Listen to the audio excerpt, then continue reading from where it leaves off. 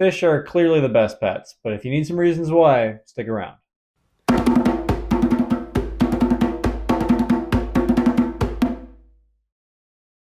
Hey guys, welcome back to Matt Keeps Fish. Today we are talking about why fish are the best pet you can get. First off, fish are cheap, really cheap. If you want a fish that's going to live as long as your dog, that might be 50 cents. And there are additional costs. You have to buy a tank and you have to buy a filter and all that, but you can get a lot of that stuff used and sometimes even free. Don't get me wrong, fish can be expensive, really expensive, like multiple tens of thousands of dollars expensive to keep, and those are not the ones we're talking about. Take a look at this tank by DWS Darius, for example. This guy used some houseplants as a filter. He used sun as the source of light so that the plants can act as the filter. He used a plastic tub for the tank, and instead of buying a heater, he bought a fish like the Paradise Gourami that doesn't need heat above room temperature. In total, a setup like that costs $7, whatever the price of the paradise fish would be. And if you don't have a plastic bin and some houseplants, well, that's not going to cost you too much. Even if you did go crazy and get a setup like I have, which was mostly used, it's going to cost you less than a bag of dog food. Not quite. If you want to see what the actual cost of an aquarium is, check out that video right there. And on the note of food, food is really cheap and it lasts a really long time. Now, again, if you're getting like one of those Mandarin Dragonettes or whatever they're called and they need to eat live food all the time, yeah, it's going to be expensive and tedious. But if you have a school of Ember Tetras that just eat flakes and pellets, it's going to be cheap. But wait, there's more. Fish are also the best because of the wide variety that you can choose from. And what's even cooler is that with all these varieties, you can keep a lot of them together peacefully. Now, try to put any other animal in the dozens together and see how it works out.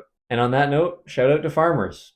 Well done. The third reason why fish are the best pet is they don't need a lot of care. Now, an Oscar in a 29-gallon is going to need a lot of care, but if you're keeping fish right, you'll find it surprising how little you have to interact with them. Imagine this. You just came home from work, you walk in the door, and there's your dog. Gotta take him for a walk, gotta take care of him, gotta feed him. Maybe he threw up, gotta clean that up. And once all that's done, then you can start working on your dinner. Now imagine you're coming home to a fish tank. No, they're not running up to greet you, or at least they shouldn't be, but they also don't require your attention as soon as you walk in the door. You can watch a show, you can make some dinner, go for a walk, and then, yeah, I'll check on my fish tank. And even when you do go to feed them, for most fish, it doesn't take that much time. Sure, you have to do your water changes once a week, maybe if you don't have a plant load like this. But imagine if you only had to walk your dog once a week. Sure, you could choose to walk it throughout the week if you wanted to, just like you could choose to trim some plants, do a water change, maybe redecorate a little bit if you wanted to. The nice thing is, you don't have to. And this can get to the point where your tank is so dialed in that you can leave on vacation for a few weeks, come back, and everything is fine. A great example of a tank like that was made on the channel Tanks for Nothing. It's almost completely self-sustaining. Now, not everybody has an ecosystem that feeds itself, so if you're going to go away for a few weeks, make sure someone's there to feed the tank. A piece of care that a lot of people will skip over for a lot of different pets is the need for interaction. If you have a parakeet or a rat or a labradoodle, those animals need time with you. In fact, without some kind of interaction, they can actually get depressed and have some health problems. But with a fish, you can leave for as long as you want, and as long as they're getting fed through that time, you can come back and it's like they never knew you were gone. The nice thing with an animal having a simple brain is it doesn't need your social interactions. The fourth reason that fish are the best pet has to do with these interactions, and especially the negative ones. Have you ever had your dog, cat, or bird mess up your furniture, or maybe they were complaining and complaining vocally about wanting to be let outside or let outside of the cage? Maybe it was just the sound of your hamster running on its wheel all night long that drove you insane. Well, if you have fish, you're not going to have any of those issues, although some fish are quite vocal.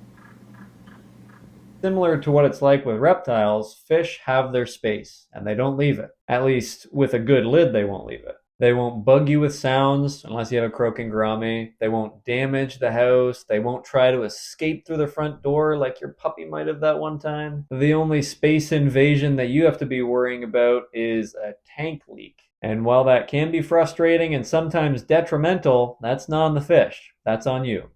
unless you have a mantis shrimp. The fifth reason why fish are the best pet is what you might have thought was the trade-off for everything else. Yeah, your cat might have scratched up the furniture, but it has a ton of personality, and the interactions that it can have with you are complex. But don't count out fish just yet. Although they're not as smart as other animals, they still have a lot of personality. There are some fish like anchor catfish and glass catfish and plecostomus catfish.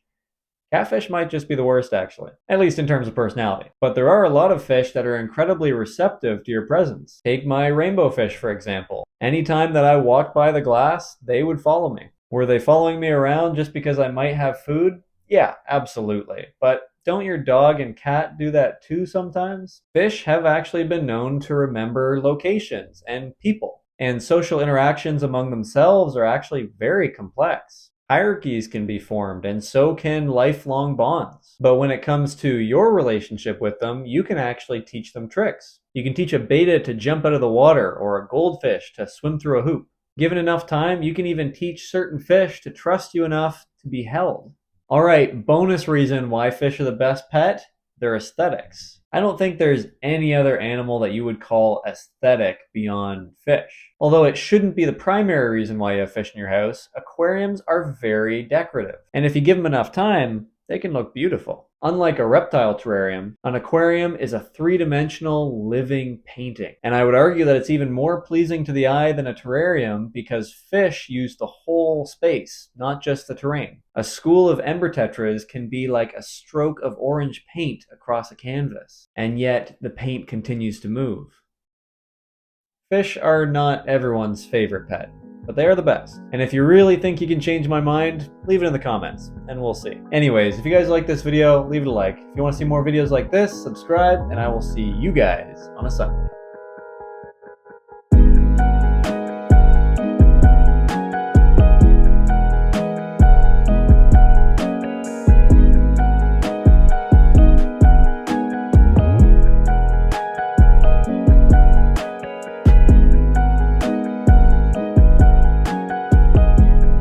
Check out these pencil fish.